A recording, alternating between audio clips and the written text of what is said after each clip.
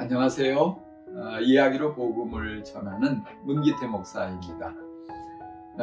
여러분, 책이 나왔습니다. 그동안 이야기 복음 방송으로 했던 것, 특별히 구약편 25편을 이야기로 만나는 복음 이런 제목으로 책으로 펴냈습니다. 요단 출판사에서 만들었고요.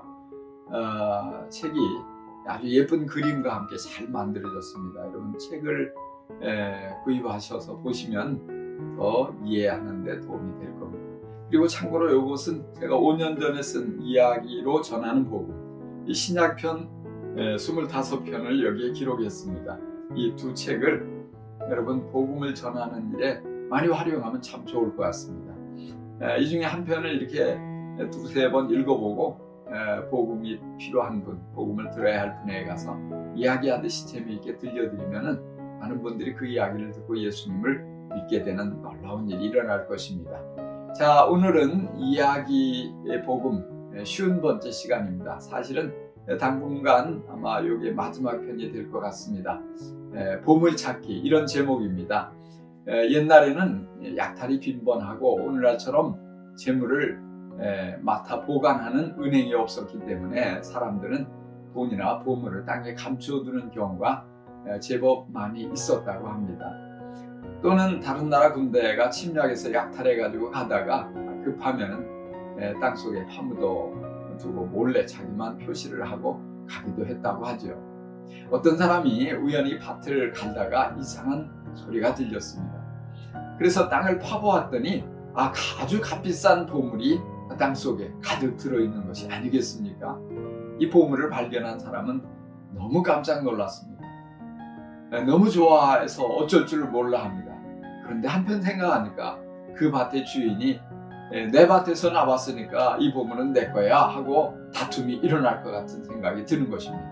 그래서 다시금 그 보물을 살짝 땅속에 묻어두고 아무도 모르게 집으로 돌아갑니다. 집에 있는 아주 값이 나갈 만한 것이 무엇일까 찾아보았습니다. 정든 소도 내다가 팔고 알을 잘 낳는 닭도 시장에 팔고, 그리고 돈이 될 수 있는 것들은 모조리 가재 도구를 내다가 팔아서 돈을 만들었습니다. 그리고 그 밭의 주인을 찾아갑니다. 어르신, 마을 뒷동산에 있는 제가 소작을 붙이고 있는 그 자갈밭 있지요? 있지. 그 자갈밭을 제게 파시지요. 얼마면 되겠습니까? 그렇게 흥정을 벌여서 겨우겨우 자기의 모든 소유를 팔아서 그 밭을 샀습니다. 그리고 집에 돌아가서 덩실덩실 춤을 춥니다. 야, 이제 나는 큰 부자가 되었다. 이 마을에서 내가 최고로 큰 부자다. 누구도 부럽지가 않다. 다른 사람들은 아무도 그 이유를 모릅니다. 미쳤다고 생각합니다. 그 쓸모없는 밭을 사기 위해서 저렇게 큰 손해를 보다니 바보 아니야? 비웃습니다. 그래도 후회하기는커녕 아주 기뻐서 어쩔 줄을 몰라 합니다. 너무너무 만족해야 합니다. 왜냐하면 어마어마한 보물이 모두 자기의 것이 되었기 때문입니다. 보물이 밭에 묻혀 있는 것을 알기 때문에 시세보다 아주 비싼 값을 지불했지만은 그 밭을 꼭 얻으려고 했던 것입니다. 이 농부는 그 밭을 사들임으로써 결국 자신이 지불한 대가보다 훨씬 더 많은 이익을 얻게 되었습니다. 절대적 가치를 발견한 사람은 상대적으로 가치가 작은 것을 단호하게 포기할 수 있습니다. 예수님은 말씀하셨습니다. 천국은 마치 밭에 묻혀있는 보물과 같다라고요. 예수님을 만나면 지금까지 맛보지 못했던 하늘의 기쁨을 맛보며 살게 됩니다. 예수님을 믿으면 하늘의 평안을 누리게 됩니다. 그리고 하늘의 안식을 맛보며 행복하게 살게 됩니다. 예수님을 만나면 이전에 좋았던 것들이 시시하게 여겨집니다. 과거에 즐기던 것들이 별것 아닌 것임을 깨닫습니다. 이제까지 집착해왔던 그런 것들이 아무것도 아닌 것을 발견하게 됩니다. 예수님을 만난 것이 최고의 복이며 천국이 그때부터 시작되는 것을 경험하기 때문입니다. 그래서 다시는 천국을 잃어버리고 싶지 않습니다. 예수님을 만난 사람은 어떤 대가를 지불하고서라도 기꺼이 예수님을 얻고자 합니다. 예수님을 더 많이 알고자 합니다. 아브라함은 고향과 친척과 아버지의 집을 버림으로 믿음의 조상이 되었습니다. 모세는 바로의 궁궐에서 왕자로서의 특별한 대우를 누리게 되는 모든 것들, 그 특권을 버림으로 이스라엘 민족의 지도자가 되었습니다. 그리고 이스라엘 민족을 이집트에서 그 노예로부터 해방시키는 위대한 일을 이룰 수 있었습니다.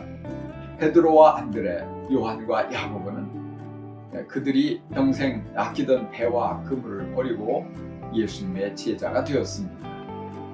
마리아는 자신의 결혼을 위해서 준비한 옥합을 기꺼이 깨뜨려서 그 향유를 예수님께 부어드림으로 복음이 전해지는 곳마다 그녀의 이름과 그녀의 아름다운 헌신이 많은 이들에게 기념되고 있습니다. 하늘의 보화는 이처럼 자기 자신을 포기하고 헌신하는 만큼 얻어지는 것입니다. 예수님을 삶 속에 모시는 것은 가장 고귀한 보물을 얻는 것입니다. 작은 손해를 기꺼이 감수하고라도 예수님을 꼭 얻어야만 합니다. 어떤 어려움이 있더라도 절대 예수님을 포기해서는 안 됩니다. 예수님 안에 하늘의 보물이 감추어져 있기 때문입니다.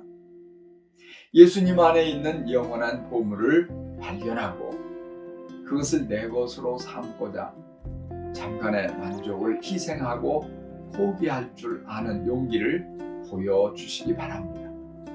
그래서 예수님 안에 담겨져 있는 하늘의 어마어마한 보화, 이 모든 것들을 다 누리고 그리고 다시는 잃어버리지 않는 복된 인생을 살아갈 수 있기를 간절히 축복합니다. 감사합니다.